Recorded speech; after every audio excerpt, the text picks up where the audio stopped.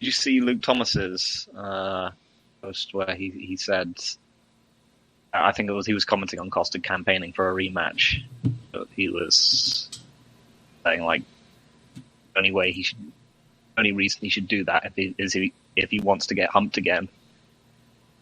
I thought, yeah, maybe. Yeah, maybe. I can't imagine Costa being like, yes, I want my immediate rematch right away. Whatever you do, don't hump me afterwards. I hated it last time. It so much. I'm so mad about that humping still. Yeah. Whatever you do, don't stroke me when you do it. Man, if that Adesanya adds a reach around this time, I'm gonna be so fucking pissed, bro. That would be exactly the kind of thing that would inspire me to come back a third time. That's right. Don't you tweak my nipples while you're doing it unless you want a fourth rematch. They have just a lifelong relationship, which is entirely carried out in a series of rematches in the Octagon.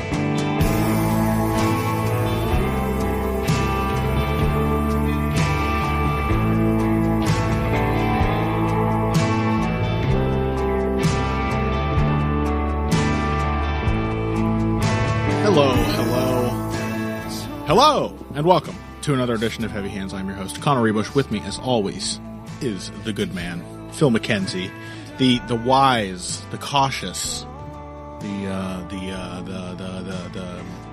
Correct.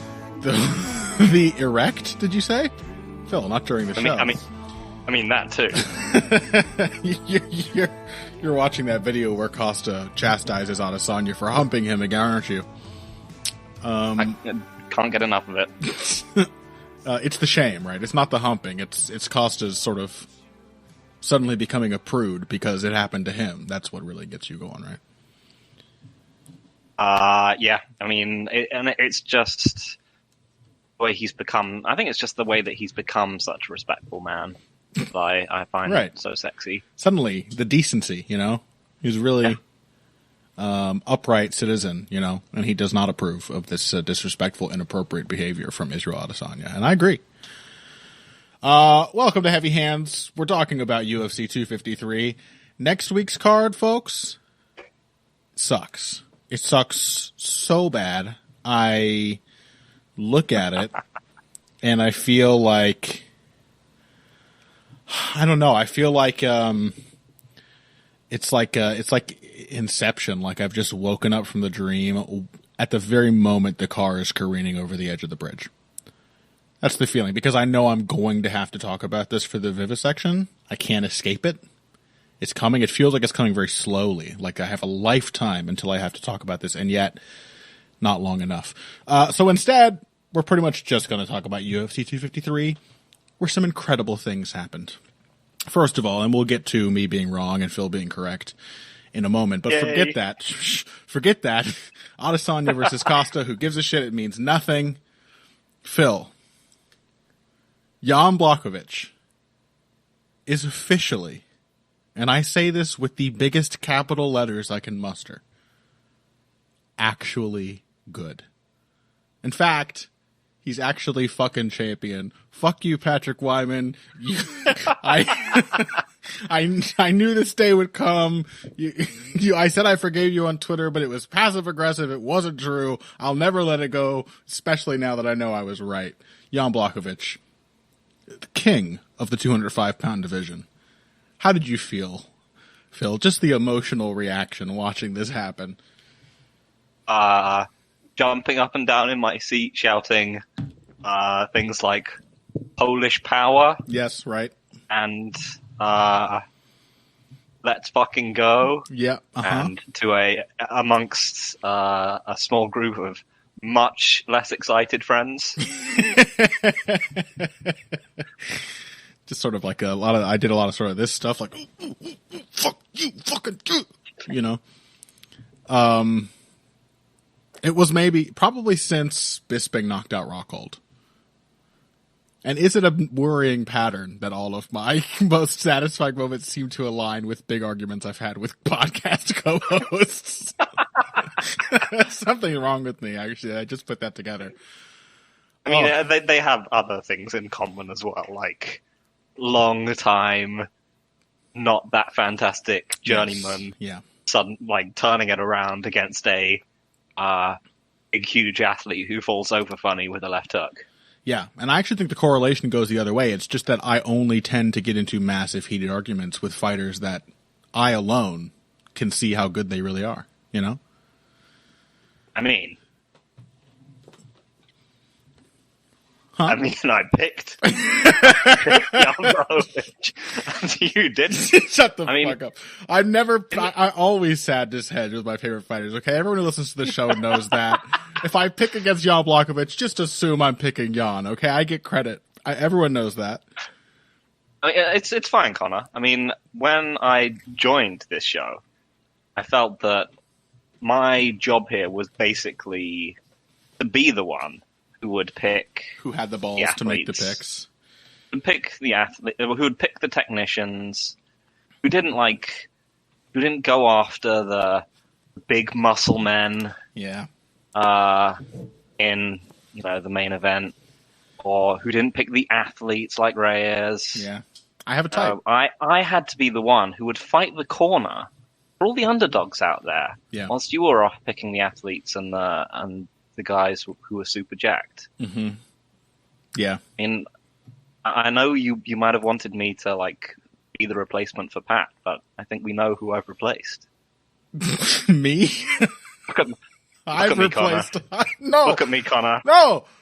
I'm the Rebush now.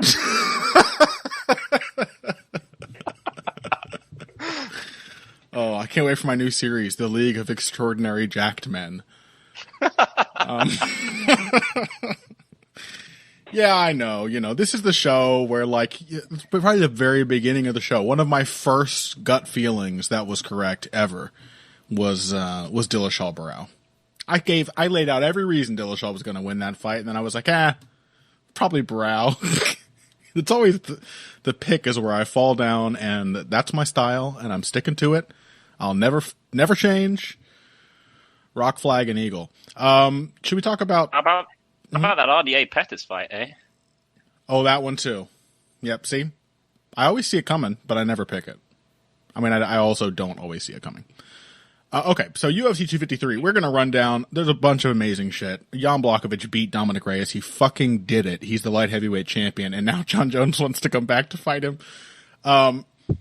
Israel Adesanya, of course, whooped Paulo Costa in the main event. A lot of interesting parallels, actually, I think, between those two fights. Both ended almost at the same time in the second round. Both lots of long range, sort of slow paced kicking attrition early on that seemed to have a massive impact on the fight as it played out. And in both cases, the loser kind of looked like shit and didn't seem to show up at all the way people expected them to. We're going to talk about all of that in addition to other City Kickboxing alumnus Brad Riddell. Had a very impressive fight in the featured prelim against Alex Da Silva, who was also himself very impressive, much better than I gave him credit for, especially with his wrestling. Oh, excuse me. And Brandon Royval is flyweight Tony Ferguson. That's all I need to say about that until we actually get to it in depth. And Ludovic Klein, a very impressive-looking new prospect at the UFC. That's basically going to be all the topics for today's show, so hopefully all of that is interesting to you. Let's start with the main event. Adesanya, Bohashinya, You know what's a thing I don't think we considered, Phil? When there's so much sexual tension, so much just tension in general, so much anxiety and nerves, and excitement is a part of it, but fear too. Something that can happen in such a situation when the moment of Congress has been dreamed of night after night for so long is a certain degree of, shall we say, dysfunction. It happens to all men, even the most beautiful and muscly ones. And while I think this is one of those fights where the winner deserves a ton of credit for how masterfully he dealt with this situation in front of him, I also think I'm going to just repeat what I said about this fight on Twitter because I do think it's the correct read. And Paulo Costa, I think, he's He's clearly a man who can both dish it out and take it. He's demonstrated that already. So I don't mind saying this was an extremely little dick-ass performance from Paulo Costa. He totally shit the bed. His dick is small. His pants fell down at the end of the fight, and now everyone saw it. Yeah, that seems fair enough. I mean, it's kind of embarrassing, right? I mean, I'm holding him to the standards of a championship contender, but I'm not sure what the game plan was coming in here. I don't think it was a good one, based on how it played out. Credit to Adesanya, but Paulo Costa had a lot to do with how this fight unfolded, I think. What do you think? Yeah, I mean, so this is one of those examples, one of those cases where Twitter has firmly divided itself into two camps. And both of them are right. One where Israel just outclassed Costa. There was nothing he could have done. He was completely doomed from the outset. Mm-hmm. He wanted to fight his own fight and he couldn't. And the other one where Costa just didn't do anything and completely screwed the pooch. And as in most of these things, I think the answer is probably somewhere between the two. Classic centrist Phil. Because, there were reasons to be concerned with Costa's ability to push Adesanya to the fence with the same ease that he could Yoel Romero, something we mentioned last week, and I think something which is now very clearly extremely true. Give yourself some credit. I mean, that was a major point that you brought up, and it was like the moment the fight, I don't know, 3 minutes in, I was like, oh, okay. Phil was right about Romero's footwork, emphasizing Costa's abilities. I mean, I mentioned it on Twitter afterwards that, Romero he's just worthless as well, not worthless, but he's a terrible analysis benchmark because he allows his opponents to execute whatever they want to. Yeah. It's like he has so few parallels. Like we probably should have drawn that conclusion already, because something we say every time we analyze Romero is like, his game is dysfunctional. It doesn't work for anyone who isn't Romero. It's like trying to apply the lessons learned from a Tyron Woodley fight, to somebody else. Like it's so endemic to who Romero is. It doesn't fucking work for other people. I don't know, like even Adesanya's fight with Romero. Look, I mean, here we had just a much worse, less durable version of what Romero ended up doing, and Adesanya styled on it. But he couldn't do that to Romero. Like, Romero he's not transferable to any other matchup for any fighter. Not 1-to-1.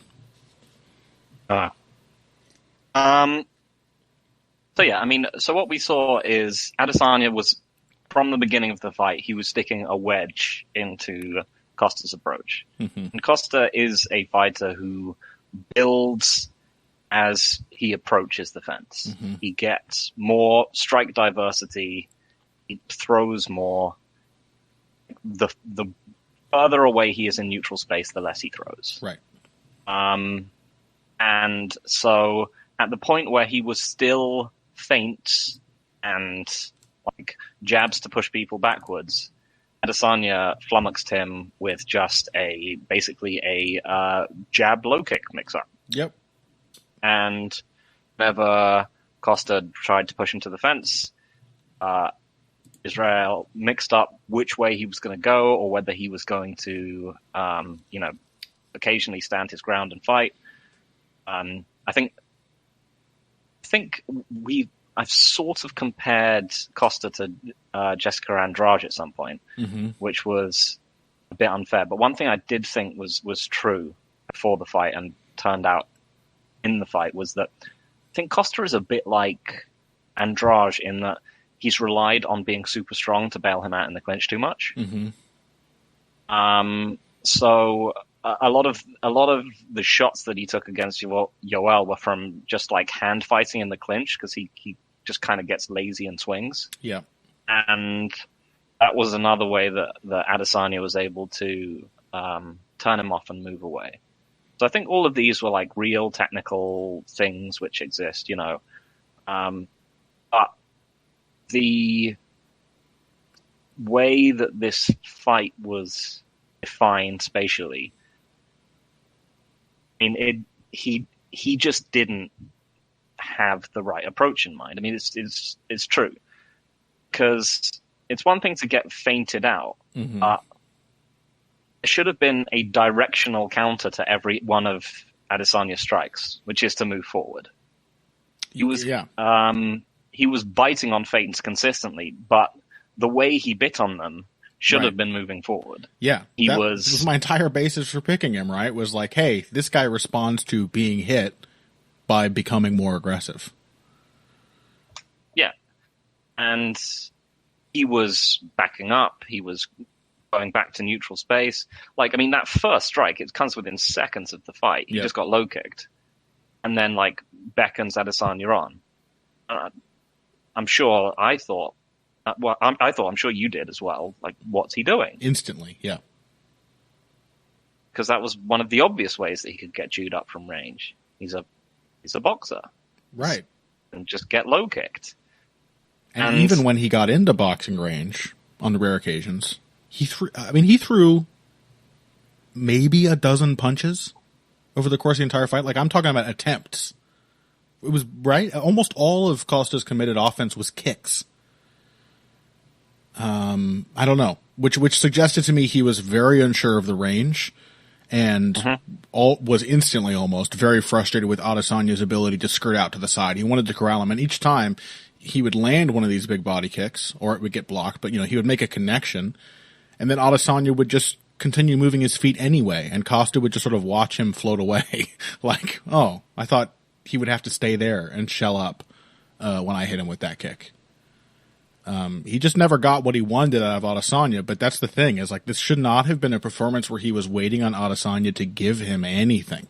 It should have been a taking performance. It should have been a fucking rapacious game plan where he's every single opportunity he has to press forward. So yeah, I mean, I think that there's a balance to strike. I do agree with you. Like, both guys are responsible for how this played out. It's an interesting point about the clinch. There's an exchange near the end of round 1 where it seems like Costa's finally reaching that point where he's getting fed up and he's going to start building the pressure. And at that point, I thought he still might salvage this fight. I was like, he took a lot of damage to the leg already in that first round, but it was probably part of his game plan to take it easy the first round, account for the fact that it's 5 rounds. Now he's going to have 2.5 rounds of scary cardio and aggression. And instead, what happens is he finally gets Adesanya's back to the fence. He's in Anderson Silva high energy pressure mode. He's all tense and jittery. He's ready to go. And then Adesanya just sort of like lazily clinches him, and it completely stymies what Costa's trying to do. And I think to a degree that's because his clinch technique is just not very good. But I also honestly think he was, I hesitate to just say a variation on Little Dickhead again, but he was shook. Like, he was very, very uncomfortable. And I think part of that was because he came in with a bad game plan, but I don't know. I do think there's something to do with Adesanya's unpredictability and his speed and his ability to just maintain the perfect distance for his strikes that Costa would get him into range and then would be, I don't know, he put himself in a position where he had to think. And it's clearly not what he's good at, Phil. It's one of the last things I would ask Paulo Costa to do, even if he weren't fighting. If he were doing his taxes, I would tell him to approach it with more aggression and pressure than he did in this fight. He's not a thinker. And the more time he spends thinking and trying to, like, defend individual strikes, that is not the right adaptation to being picked apart. The answer to every attack of Adesanya is the same.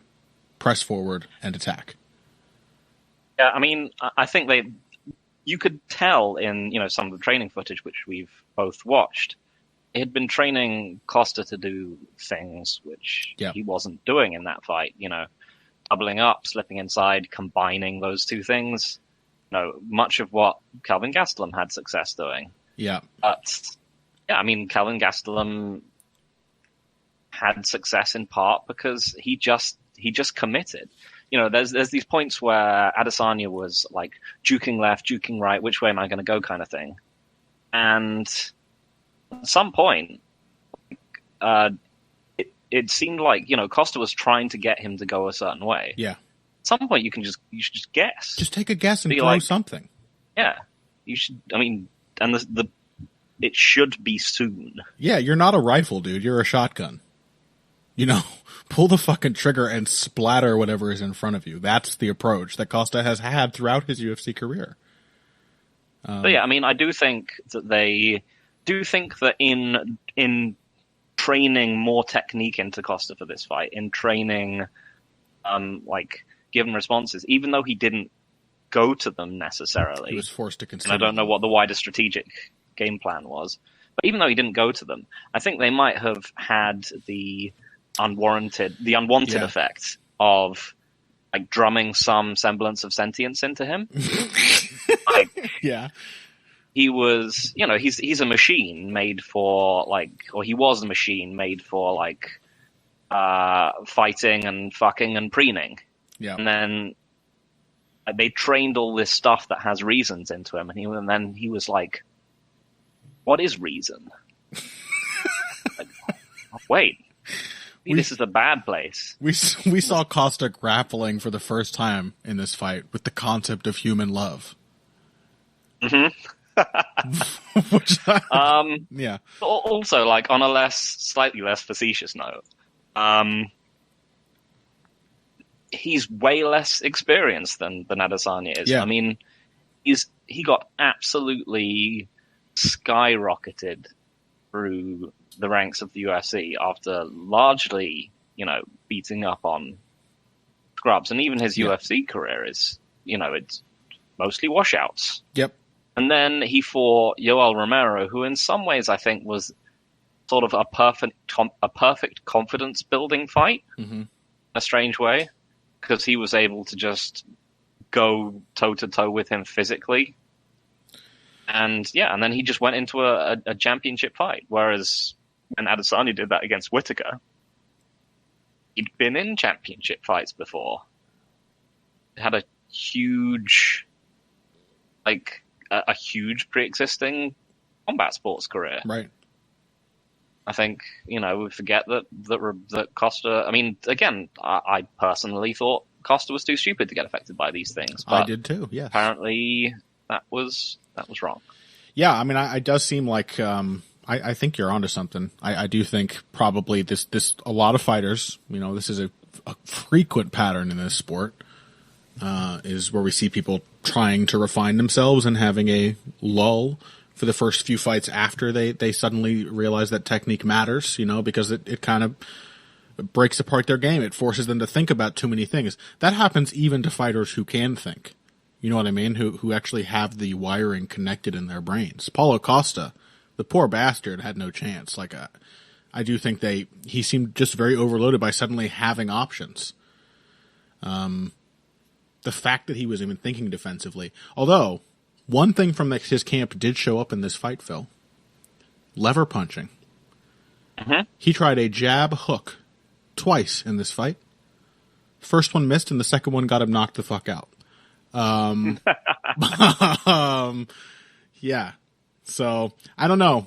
Just at a basic level, none of the right ideas, none of the ideas that would have given anyone any reason to even consider picking Costa were there. For example, body punching. All the punching he did, what little of it there was, he was aiming for Adesanya's head.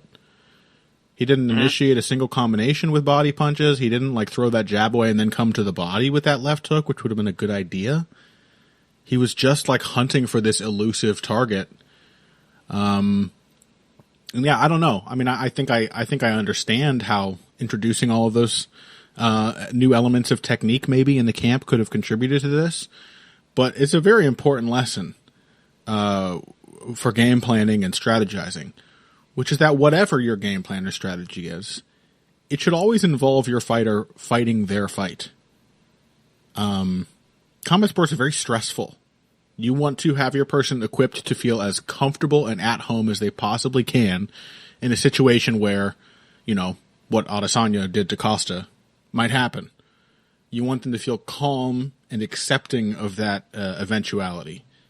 And the way to do that is to let them do what they normally do.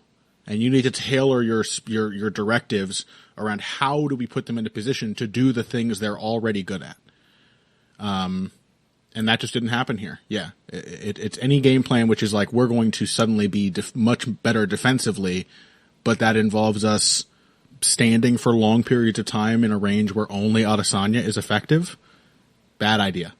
It should be an improved version of the Costa approach, not some other idea of some better fighter that has never actually showed up in the cage. So, very impressive from Adesanya. I mean, clearly massive gulf between anyone that Costa has fought in terms of ring generalship. I love his jab so much. It's one of the best in the sport, undeniably. There's no critique whatsoever of how Izzy approached this. It was a flawless victory from him. I mean, and it's worth saying that, you know, that this was an approach. If Costa's approach, I'm not sure who it was. It seemed to be like it ended up being something where it was just like, let's try and make Costa a more, unquote, technical fighter. Yeah. But Adesanya's approach was specifically made for Paulo Costa. Yes.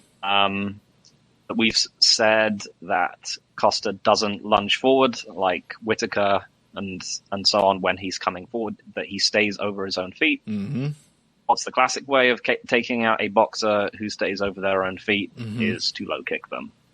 The fact that he was being, you know, he was more braced and steady and relied on pushing people back with feints, which he's generally pretty good at, meant that he was just kind of standing there for low kicks a lot. And, you know, he was up against someone who was basically a much, much better feinter than him. Like Adesanya was ready to escape from the cage, you know, mixing up which directions he was going to go and counterpunching when he was there. The clinch, the hand fighting, like, I think the hand fighting helped a lot. He was just reaching out to smother Costa a lot. I mean, Adesanya was greedy about the space that he occupied. Yes.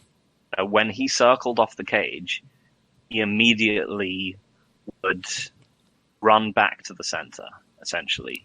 He would never conceded getting put behind the black lines. And go on.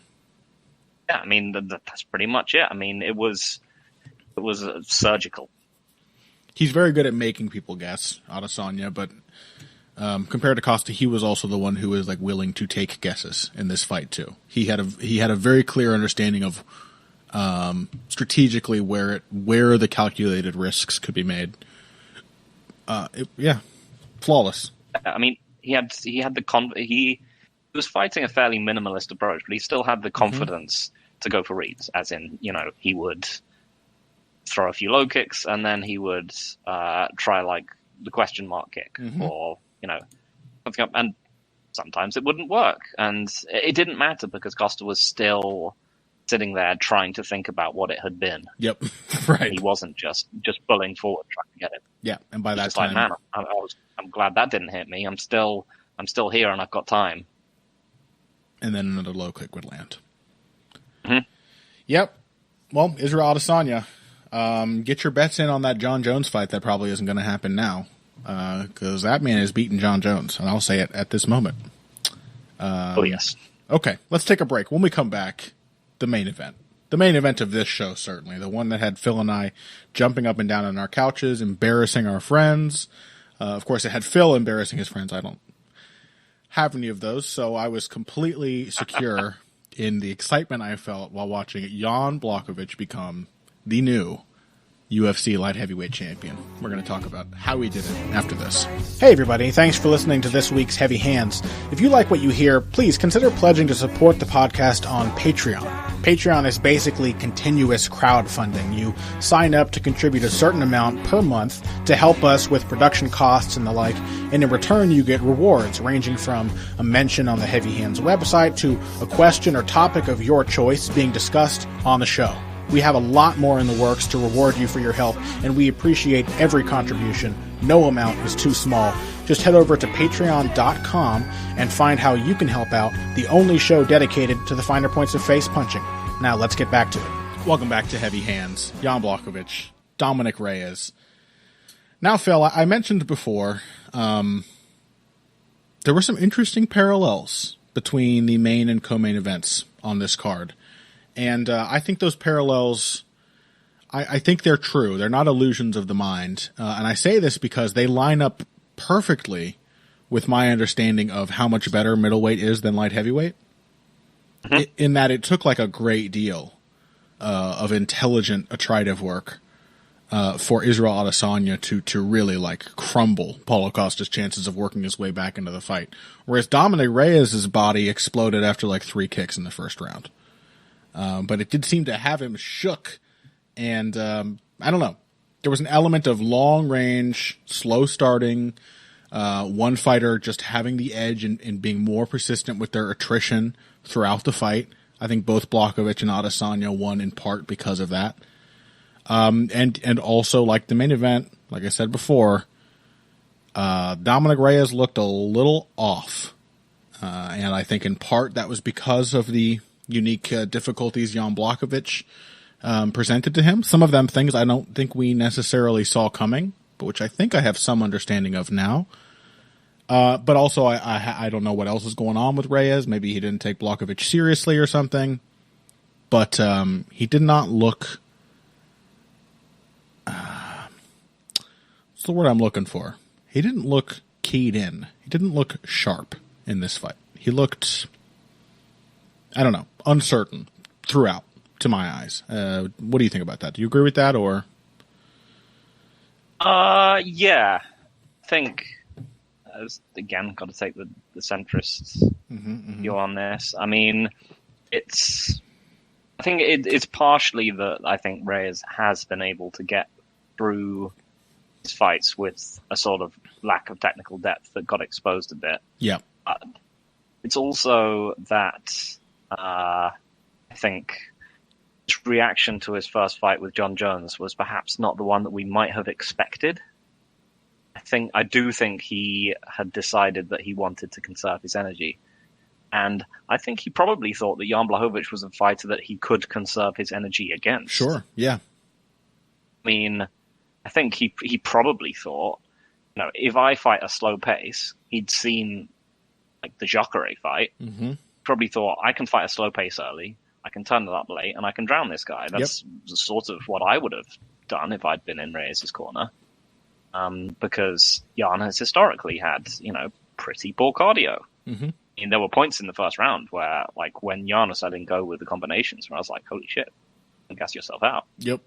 Really don't want to see you go out like the Blachowicz of old. But yeah, none of that none of that really mattered. So yeah, I mean, I think it was strange. I think there's a sort of rhythmic differentiation to the way Blachowicz fights compared to almost everyone else that Reyes has gone up against. Mm-hmm. Jones and Volkanovski went after him pretty consistently, whereas Blachowicz was he would be setting a sort of one and done type tone, and then he would suddenly be throwing multi-punch combos. There's a lot of if you're going to be fighting a slow pace where you're waiting on and therefore having to predict what this guy is doing, a lot of variation, very intelligent variation in rhythm and distance and length of attack from Blachowicz. And he was constantly using that range. It was sort of like, I mean, I always call back to this because it was the first time I think I understood this dynamic, but it was sort of Machida-like.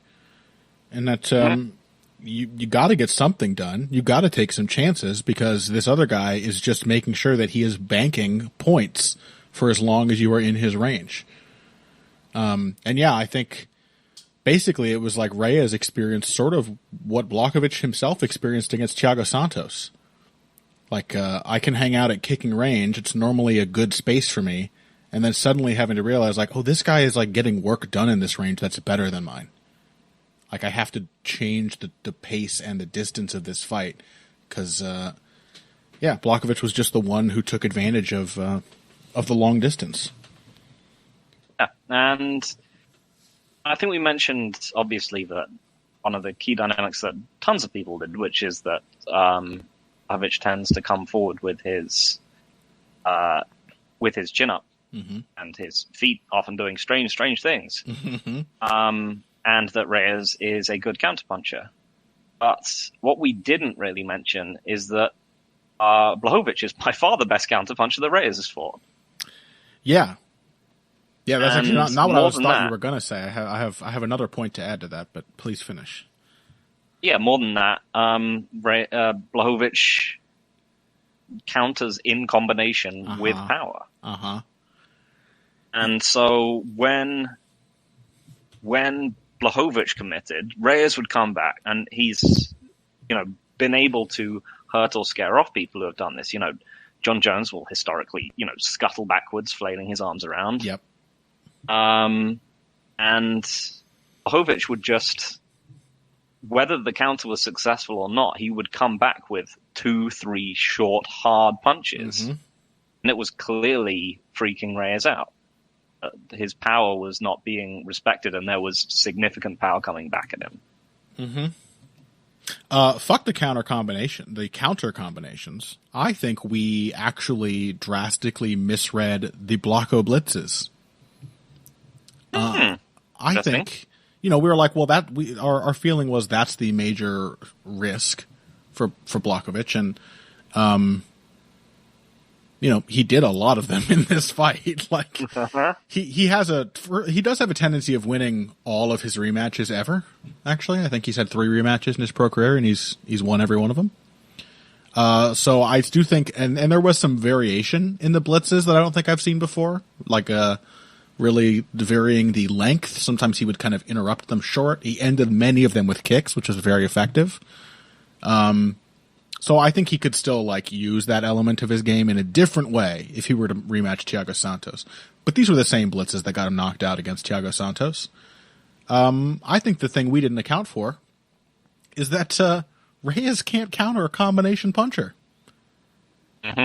Even if they're silly-ass combinations. The fact that Blachowicz is able to close the distance, to throw with both hands, and to throw with both hands in different sequences, right? There is a lot of, it's not pretty, the footwork is still atrocious, but there's a lot of lever punching and rhythmic variation in those blitzes. There's a lot of information to process, and look back through Dominic Reyes' UFC career, the John Jones fight, it's all countering single shots. Every time he counters, it's single shots. And I wish I'd put that together before the fight, so I could have maybe picked my boy, although Lord knows I wouldn't have done that anyway. But it's easy to counter single punches. The real test of a counter puncher is if you can figure out where to fit your combos and your counters into a combination. And Blachowicz is the guy who does that. I think part of that is also because Blachowicz is just roteness almost kind of helps him here. He isn't trying to think through. Blachowicz is a very good feel for gambits, for again, like Adesanya, for calculated risks. When is the moment to take a chance? And when he does take a chance, he takes it hard. So he will get into an exchange. He can't figure out in the midst of your combination where each shot should go necessarily. He's not moment by moment calculating where the openings are. I think rather for him it's oh, now is my moment. The range is closed. Their chin is right there. And then he just uncorks. And in a situation like that, just basic technical competency matters a lot. So I want to talk about the ending sequence to this fight, where Reyes was forced to pick up the aggression. He was exchanging a lot with Blachowicz, not really getting anything done, actually. I think he was getting hit a good deal more than Blachowicz in these exchanges. And we come to the final exchange. Reyes wants to throw a combination. He feints or jabs in, I can't recall. And then he throws a big hook. In fact, I think he triggers he triggers into the pocket off of Blachowicz's jab. And he massively overshoots on a right hook, which to me is a clear sign that Blachowicz had really fucked up his sense of distance. So he massively overextends and goes way too far on this right hook. And in the process of doing that, he puts himself in like surfboard position. You know, he's like completely side on. He has to take a big adjustment step to get outside Blachowicz's foot. While all this is happening, Blachowicz is literally just standing still and facing him. That's it. There's no fancy footwork. Like, for an outfighter, Blachowicz is quite flat-footed, you know? I think a great deal of his success as a counterpuncher is just about maintaining orientation with his opponent. Stay facing them and throw your punches in combination. I think sometimes that's as far as the thought goes for Jan Blachowicz. It's just about having the right, most one-size-fits-all answer for a variety of situations that you can. And in this case, yeah, Ray is like trying to come up with all these complicated solutions. Blachowicz knocked him out with a 1-2-3. Very basic. Very simple. And I will note once again, the left hook is the southpaw killer. It's better than a right hand, but yeah, I do think like just basic technical competency. And to me, it really stood out that Reyes clearly does not feel comfortable dealing with combination strikes. He hates it. And I think there's a fairly solid reason for that. Like, he is a man with tall MMA man defense, aka yes. So his response, as you mentioned, I think much of his success, as with Jones, has been built around his reach. So he's historically just been able to snipe people as they come at him. Other than that, his defensive response is just to put the earmuffs up and back away. Like most MMA counterpunchers, distance is the trigger. So Blacho blitzes were just coming around the earmuffs, they were going up the middle, and then they were being punctuated with a kick to the completely undefended right side of Reyes' body. I mean, a long body, might I point out. I don't know how much of an effect that might have had, but my man has an undefendable torso. So it really was key, I think, to how this fight played out. You know, in the fight between the two best light heavyweights on the planet, we saw the difference you're talking about Maheta defending. Yes, okay. Yeah. Blachowicz Santos. What else would I be talking about? Yeah, sorry, I just wanted to make sure that I wasn't wrong. Yeah. I mean, the difference between Maheta defending the Blacho Blitz is that Maheta was slipping and throwing. Yeah. He was slipping punches, and Reyes does not really have, a classic tall MMA guy thing. Doesn't really have defense apart from punch. Yeah. But there was also I think this was that dynamic sort of just reversed. And I think it was also key in that fight that there was a point where Maheta realized he just had to throw a combination back. Mm-hmm. And Reyes didn't have that. There were moments like any one of these blitzes, if he had been able to not flinch, which instantly makes it almost impossible to do any of the things you want to do if you're, on edge the whole time. If he were not in the mindset to be flinching, if he were a little more comfortable, like if he could have taken those first few blitzes, I'm assuming his defense and everything is not better, same exact Reyes, but he gets the very pointed advice that hits home between rounds, which is when he comes at you, you need to throw 3 punches. You need to throw uppercut, hook, right hand or left hand. You need to throw 3 punches and have the last one be a long one so you can catch him as he's leaning away. Just throw. He did get killed for throwing a combination punch, but I think in both. But it was him pressing cases forward into the counters of Blachowicz, which was never going to be the situation where he was at an advantage. I mean, in both this and the main event, I think giving the people that advice, it might have meant that they got knocked out sooner. Yes. And even though they both got knocked out pretty fucking quickly, yes, it would have given them a much more realistic chance of winning. Yes. Like it was a higher risk strategy, but or at least a more dangerous strategy, but one which actually had a chance of working out. You need to know when. There's always gambling in MMA. There's always a very dangerous guess that you have to make in every single fight at least once. And I think those are often the critical turning points of the fight. Of course, the other turning point in this fight was I don't want to overlook this. Like, I do think Reyes was on his way to making these sort of bite down adjustments. Clearly, his approach from the beginning of round 2 was different. He ended the fight exchanging, so he did seem to be sort of internalizing our logic as the fight went on. But there was a clear physical turning point as well, when he got his nose pasted across one side of his face. Mm-hmm. So I don't want to overlook that. Like, there's a pretty clear instant where Blachowicz presses forward with the blitz, a right hand sneaks right through the guard, as Reyes is flinching, can't brace for it because he's too anxious about the first 2 punches that just almost hit him, and it just smears his nose across his cheek.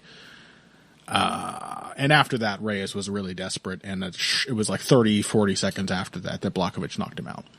So, it was awesome. It was so good. Yeah. It felt so gratifying. Please go on. Yeah. I mean, it just put a smile on my face for days. Yeah. Still there. I mean, because it's something that, like, not only have we watched and enjoyed Jan Blachowicz for all this time, I mean, once again, like I mentioned this last week, like Thiago Santos, he had an extraordinarily inauspicious early UFC run.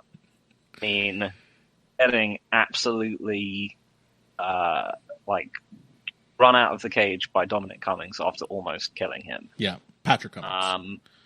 Patrick Cummings. Okay. Very British thing to say. I kind of wish Jan Blachowicz would almost kill Dominic. No. It kind of fits into those narratives that we've talked about this division as well. Like, mm-hmm. We mentioned like the okayification of the light heavyweight division. Mm-hmm. And we were saying, like, the guys coming into this division might not necessarily look like much compared to the guys you're looking at, but also look much more like what we think of as being genuinely good MMA fighters. Yes. And Blachowicz is now proving an ability to just win off like a slipping jab and a left body kick and counters and combinations. Yeah. He is managing his physical gifts in the way that someone from a better division might. Thiago Santos is he's just in middleweight. He was just another like aggressive kickboxer. But at light heavyweight, he's a legitimate technical threat. Mm-hmm. And yeah, I mean, and it's just immensely gratifying seeing these guys work on their games. You know, the person who exploded on the ground against Eric Spicely, fighting his way to a very legit UFC title shot and winning. I think extremely unfortunate not to beat John Jones. Yep. And then Jan Blachowicz. I mean, these were the Jan Blachowicz taking the goddamn belt off the uncrowned champion. Yeah. Amazing. It's the best feeling you can have as an MMA fan, to watch somebody's entire story and to have this culmination. It's great to reach that point where you're like, I do care and I hope it continues, but if Jan Blachowicz dies tomorrow, I will still be like, oh, that story feels complete. You know what I mean? Obviously, this is from a very insensitive outside fan perspective. I'm imagining him as a fictional character here. I hope he doesn't die. Jan, I know you're listening. Please stay safe. Don't get eaten by a horde of neckers arriving back at the airport in Poland. That's neckers, Phil, not the other word that Polish people like to say. I have to say, say something, Phil. All I want now. I mean, I was invested before. I am desperately hoping Thiago's knees are okay. Oh yeah. And whilst I love Glover Teixeira deeply as well, now I just really want him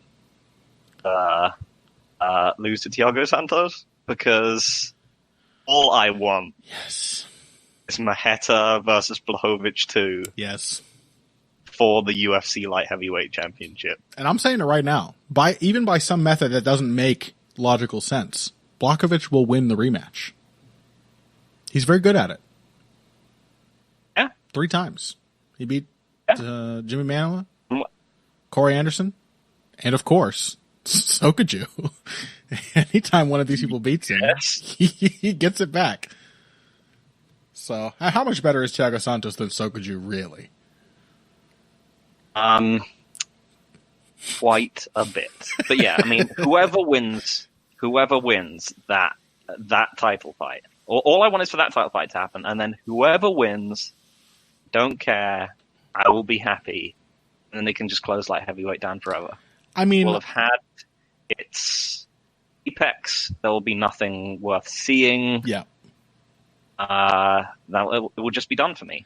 I'll just it's like if Cheeto won the belt, right, down at bantamweight.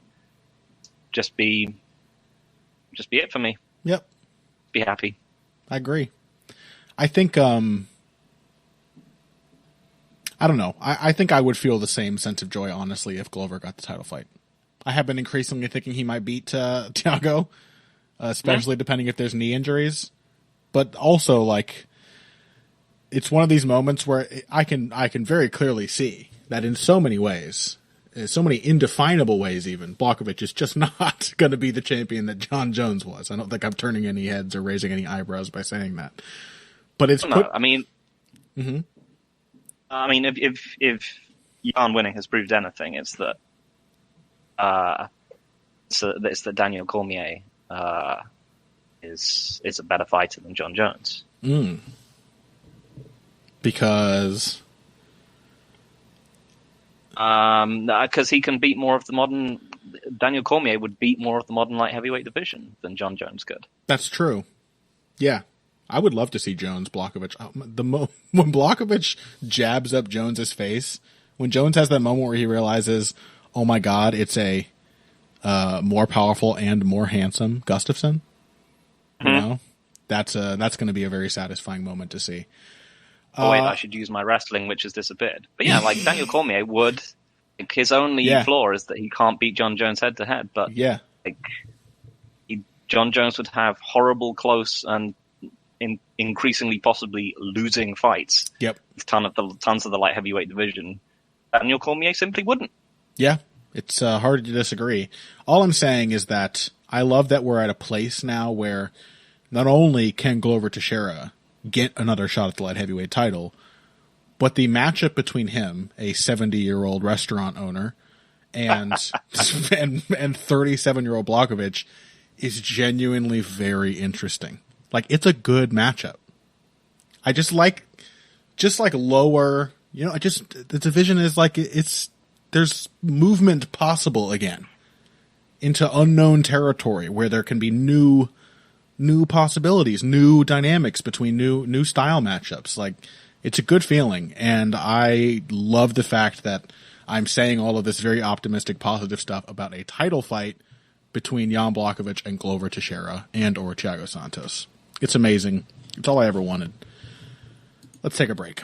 When we come back, Brandon Royval, the Raw Dog himself, Brad Riddell, yes, Ludovic Klein. After this. Financial support is fantastic, but there are other, even easier ways to support Heavy Hands. Perhaps the best is by spreading the word. We know our fan base. You're all cool, popular people with serious social media presences. You're tastemakers and trendsetters. Okay, there are one or two of you that don't fit that description. You know who you are, but no matter what, you can always help us out by telling folks about the show.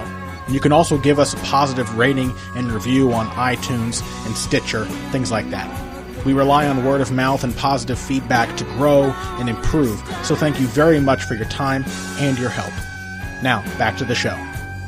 Welcome back to Heavy Hands. UFC 253, still on the platter. Just in case you're just tuning in, I don't know why you pulled this up on YouTube or Libsyn and jumped 2/3 of the way into the episode, but we're not going to talk about Holly Holm or Aldana, it's just going to be UFC 253. And good news for us, because there is still important stuff to talk about here. First of all, it was cruel. It doesn't feel like anything. It's like Jan Blachowicz won, so any other pain is meaningless beside that feeling.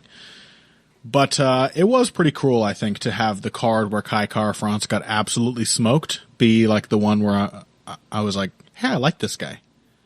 Moment one, I really became attached to him in watching his footage before this card, and seeing his progression really endeared me to him. And he really was he didn't get a lot done. I mean, he had a moment where he knocked Royval down. He was consistently landing the harder shots.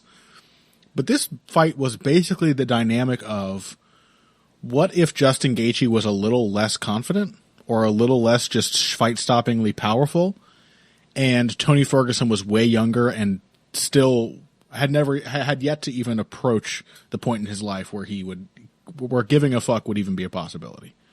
It was a Ferguson-Gaethje dynamic where Ferguson wins. Turns out that, if that would have happened, it still would have been an intensely exciting fight. Brandon Royval is like must-see TV. Outrageous, reckless aggression, the flow, the bad decisions piled one on top of the other that somehow ultimately lead to an exciting win. I don't know. What do you think, Phil? This was fantastic. I think, a justified slap in the face for everyone who was like, who are these guys? Why are they on a main card? It was a tremendous addition. I think we saw some of the problems with Kara-France. Mainly that he's unfortunately naturally a counterpuncher who doesn't throw an awful lot, and we've mentioned that he's been building on that lately, but it's not really his major style. But he also doesn't have he doesn't have a lot of power. Not John Dodson out there. Mm-hmm. Probably would have melted Royval with that first shot. I think he's got relatively heavy hands for a flyweight, but I think he's just accurate. Yeah, I think he's like right. Sergio Pettis in that way. Yeah, that's a good shout. But yeah, so this reminded me of not so much Ferguson Gaethje. It reminded me of always blank when I have to think of was Corey Sandhagen against Rafael Assunção, because he mentioned that whatever happens, Royval is going to give Kara-France his openings. Yeah, and that was because he's so aggressive, and that was true. But he's also way taller than him. Did a great job of feinting and mixing up his strikes, and he beat Kara-France the other way that you can beat a counterpuncher. You can beat them in a sort of slow-paced technical match, sure. Or you can just overload them from range. Yep. And that's exactly what he did. And, similarly to Sandhagen, he was just throwing too much for Kara-France to really know what he wanted to do apart from throwing a big right hand. Because he was like, oh, did that work before? Do it now. Oh, no. Yep. He couldn't figure out what his counter shot was that he wanted because there was just too much stuff flying at him. That was a fantastic performance. It was sort of reminiscent of Brandon Moreno against Kai Kara-France in that way. Which was, I think, the matchup that Zane shouted out in advance of this fight, and it was a very good comparison to make, obviously. Son of a bitch. I know, fucking asshole. Is also kind of notable. The flyweight division is undergoing a lot of the physical transformation that the divisions above it have. That I think it's steadily pushing, just pushing the smaller fighters out. Yeah. There is baseline size to the flyweights that simply wasn't there anymore. Mm-hmm. And Kara-France and I think people like Sergio Pettis, having to battle through like range discrepancies, which they wouldn't have to have in the past. Yeah. Or if they did, it would be against someone who was like a spindly scarecrow, like Tim Elliott kind of thing. Yeah. Not big and physical flyweights. Do you think Royval's notably physical? I mean, I just not don't, really. I don't think Kai Kara-France himself is much of an athlete, but I mean, he obviously had frame advantages as part of that. Yeah. Yeah. And, you know, he's kind of like, he's just one of those guys. He's like Condit or Sandhagen, or he's just endlessly aggressive. And as soon as you're in his offensive range, you're going to be dealing with a ton of different threats. He's physical enough for a style that he fully understands how it works. I mean, even if he doesn't, because, you know, recall his last fight, he was like, oh, it sucks. I had to win that one with my grappling, which is how I win all of my fights. I'm not saying he has a conscious grasp necessarily on how his game works, but clearly when he gets into the fight, he is making decisions in one direction. Yeah. What could Kai Kara-France have done differently? I mean, I think it was the way with Royval's durability, which he clearly knew he could trust in. I mean, literally, like, up to the end of the first round, he is just, like, eating flush right hands on the chin and just continuing to throw. Like, he's doing essentially what Costa should have done to Adesanya.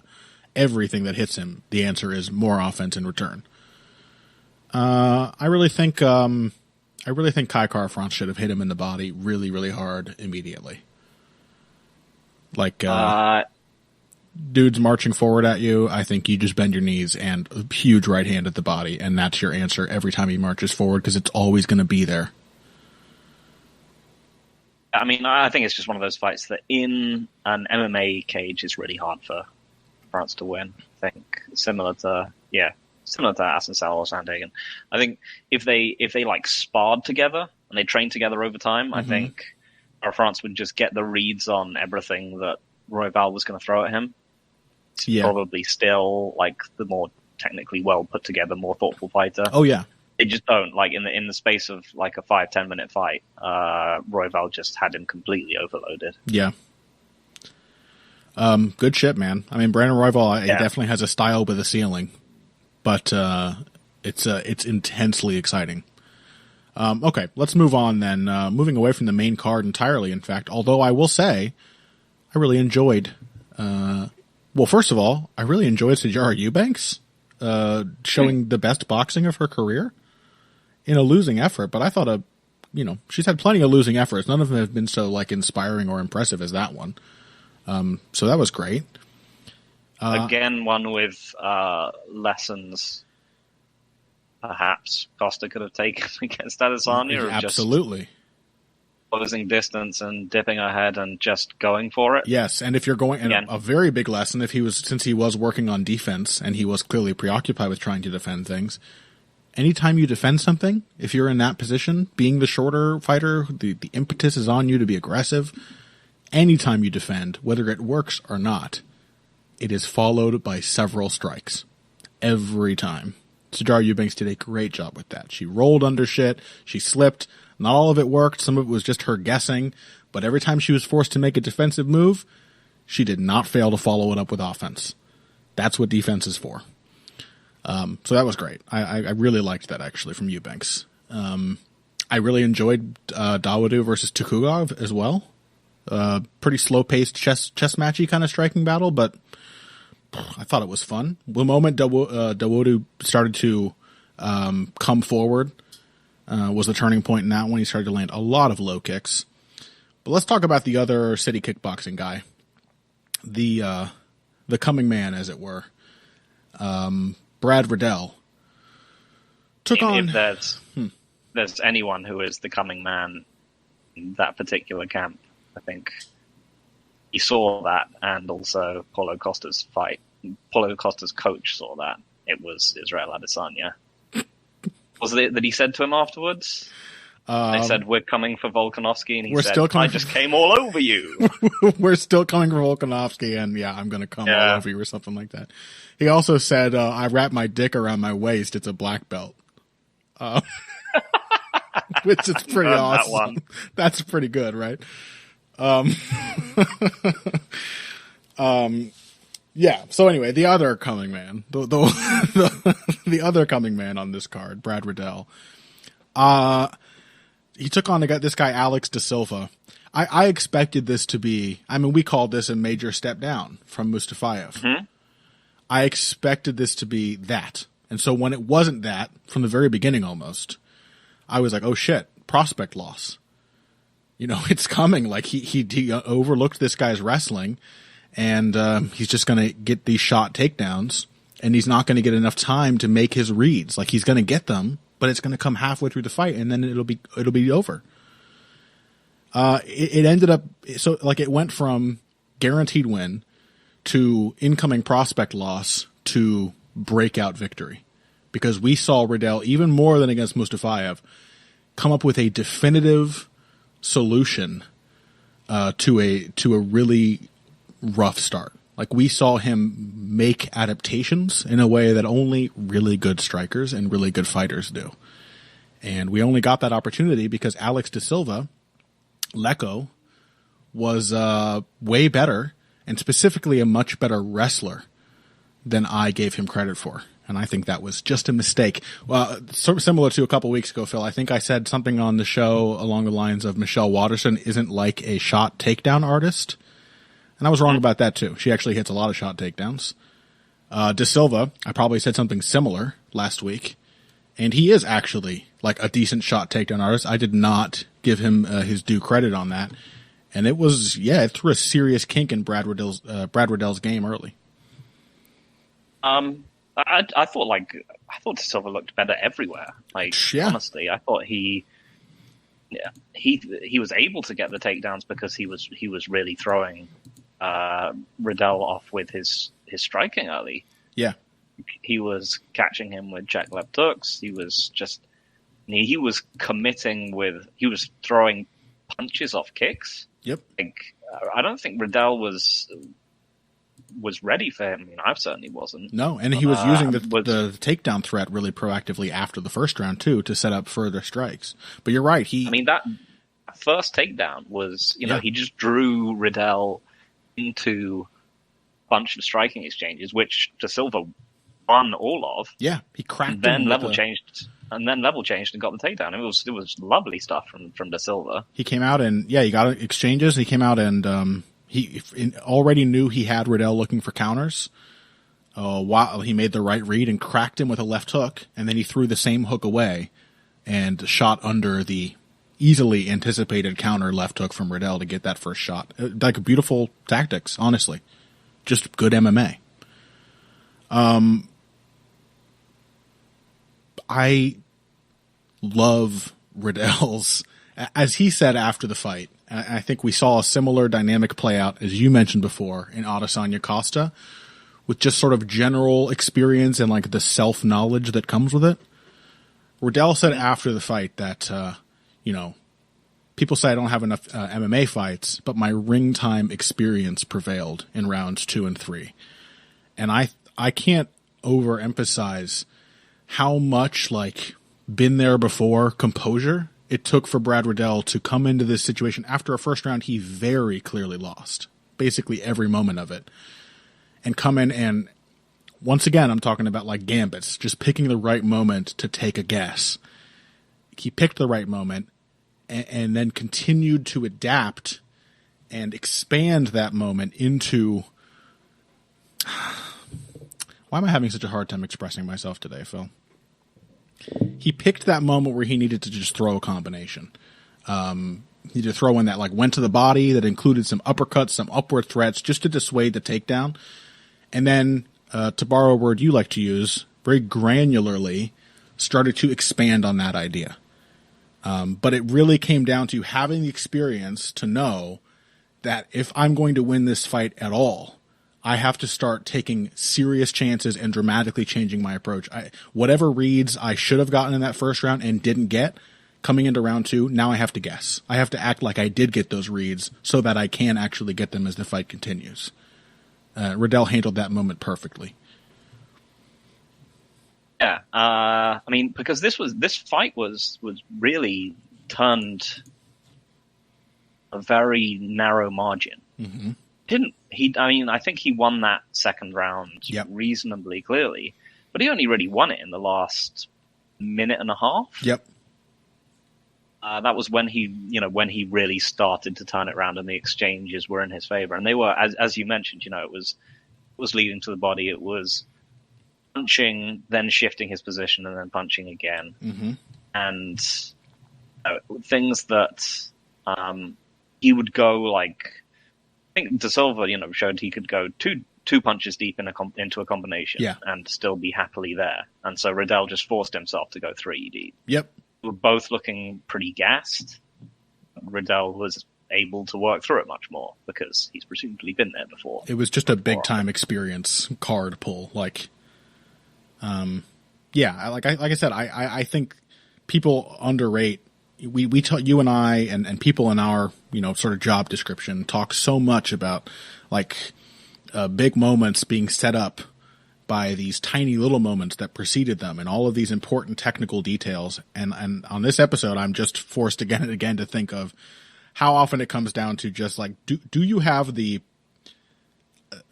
courage or the self-knowledge to just try something when you really need to try something? That simple. Like whether it was initiating that first counter exchange or the first moment where Riddell had to, got countered deeper into an exchange and had to just extend it just on a whim. He just had to be like, okay, I guess I'll try 2 more punches after this. He had to force De Silva into a position where he just didn't have the experience to handle it.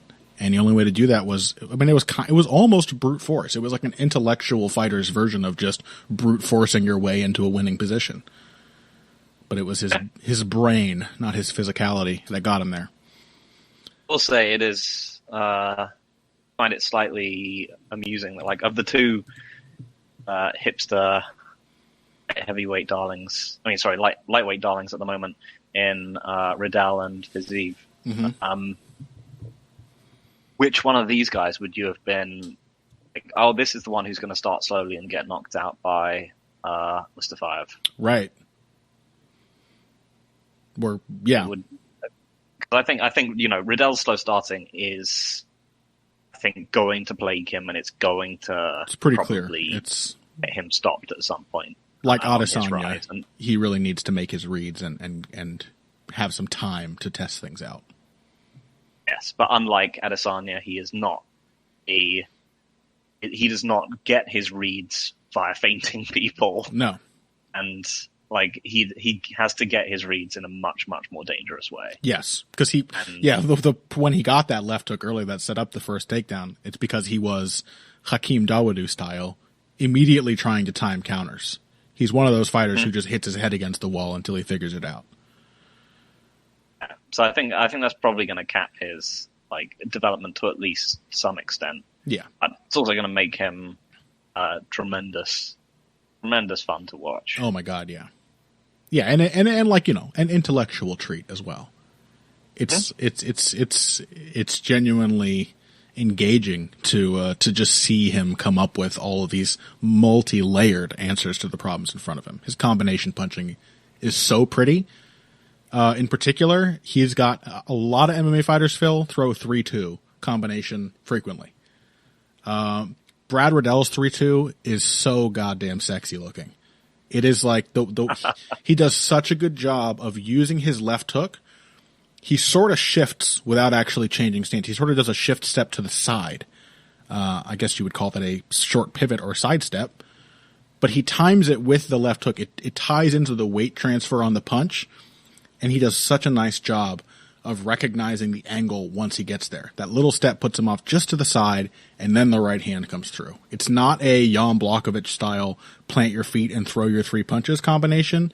It's much more Justin Gaethje, small adjustment steps, defense incorporated. Each punch puts you in position for a newly challenging punch from a different angle, different position, whatever. I love these broken up, targeted combinations. Beautiful shit. And that's pretty much it. We've gone on too long. Oh yeah, Ludovic Klein. he flattened Shane Young. Did you have any thoughts on that one? I mean, just that he looks fantastic. He's good. I mean, Shane Young is, if nothing else, like, he's extremely tough. Mm-hmm. And he just got absolutely deaded. Did you see, by the way, someone on Twitter followed up after last week's episode? Shane Young was at City Kickboxing when he fought Volkanovski. Weird. Volkanovski thrashed him. He beat him up so bad. I can't fathom how he could do that to a teammate. I mean, I guess some people don't like that, but Shane Young, very tough. I think that Volkanovski fight, the reason I thought of it is because that was 3 rounds of him getting absolutely mollywopped and going totally defensive. And going totally defensive was not even an option here. It wouldn't have worked if he could have gone totally defensive. He could not anticipate the really intelligently layered attack that Klein brings to the table. I mean, Klein's also very quick, very, very dexterous legs, but he does a fantastic job of playing a couple of simple threats off of each other. And he's won a lot of fights with that head kick setup. Okay, I think that's it. Holm Aldana is the main event for this weekend. Wouldn't it be great if we could just not talk about it at all? And next week, we move on to just previewing Marlon Moraes, Corey Sandhagen, and Yusuf Salah. This one's not very good either, Phil. I mean, does the one after that have all of its fights scheduled yet? Ortega versus Korean Zombie. It has quite a few.